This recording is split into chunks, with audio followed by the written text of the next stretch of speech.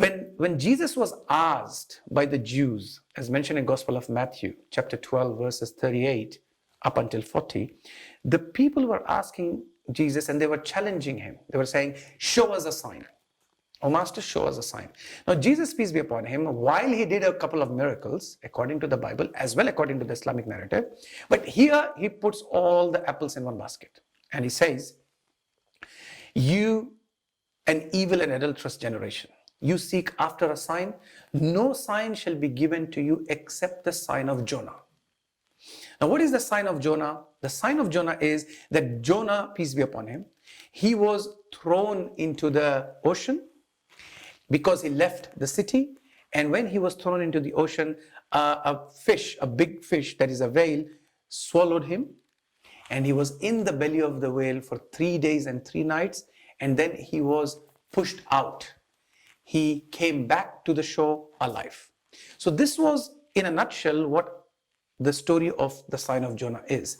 So when Jesus, peace be upon him, here is saying that no sign shall be given to you except the sign of Jonah, that means now that to prove it to the Jews that Jesus is the Messiah, is the Christ, is the chosen person of God, is the chosen messenger of God, Jesus is giving only one proof, one miracle, one sign.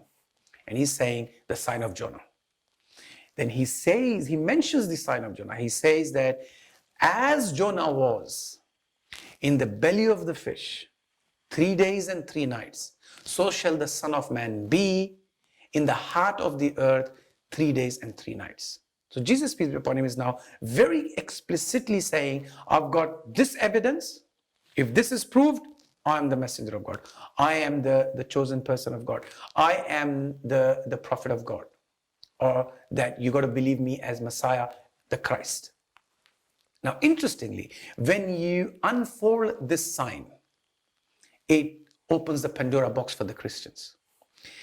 The Christian believes that Jesus was put on the cross and he was nailed, and because of the torture and the pain, he died.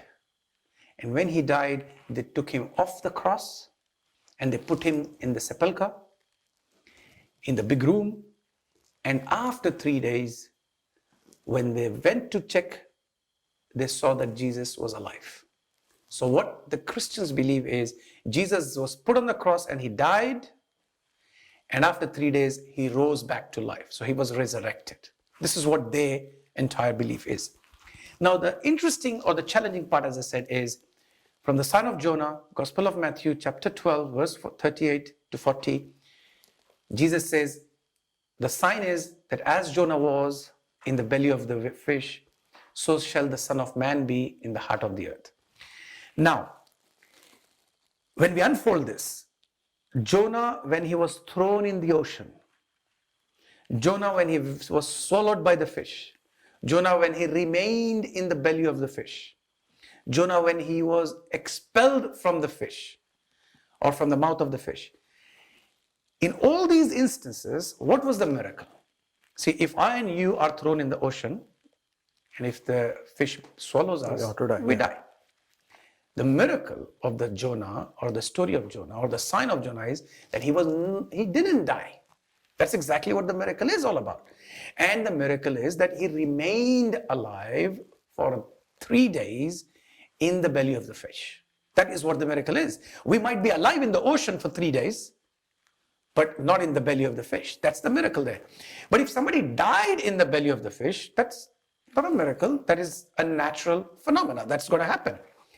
So the miracle of the sign of Jonah is when he was thrown into the ocean, he was alive. When he was swallowed by the fish, he was alive. When he remained in the belly of the fish for 3 days, he was alive. And when he was expelled by the fish, when he was thrown out from the belly of the fish, he remained alive and he reached the shore alive. That's the miracle. So when Jesus has to fulfill the sign of Jonah, one of the aspects, rather I would say the only aspect for Jesus to fulfill in the sign of Jonah is to be alive. So when Jesus was put on the cross, he was alive. When he was taken down from the cross, he should have been alive. When he was put or placed in the sepulchre for 3 days, he remained alive. And when he came out of the tomb, he was alive. That's when the sign of Jonah matches. If he died in any of these four instances, the matter is closed. There is no miracle. There is no fulfillment of the sign of Jonah. So the Christian generally takes this U-turn and they say, no, it is not about being alive, but it is about the time, the 3 days. All right. So while you are having a discussion, it's always good to be a bit flexible and, be inclusive. And they say, okay, no, this is not the case. That is the case. Okay, that's fine. We'll come back to it, but let's go to this first. So what they're claiming is, no, he was in the sepulchre, in the tomb, 3 days and 3 nights there. Now, the issue here is, again, according to the biblical narrative and according to the Christian belief there, Jesus was put on the cross on Friday, and he was taken down on Friday before the evening because of the day of Sabbath.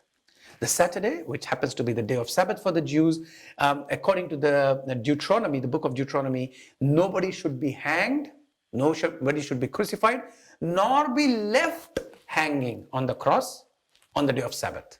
So what the Jews had to do is, when they were in a hurry to put him on the cross, to kill him, because they were sure that this man is going to bring a revolution. This man is now bringing a change in the society. So they wanted to get rid of him. So they were quick in putting him on the cross on Friday. They went from one judge to the other judge, from the second judge back to the first judge. And they wanted to make sure this man dies today.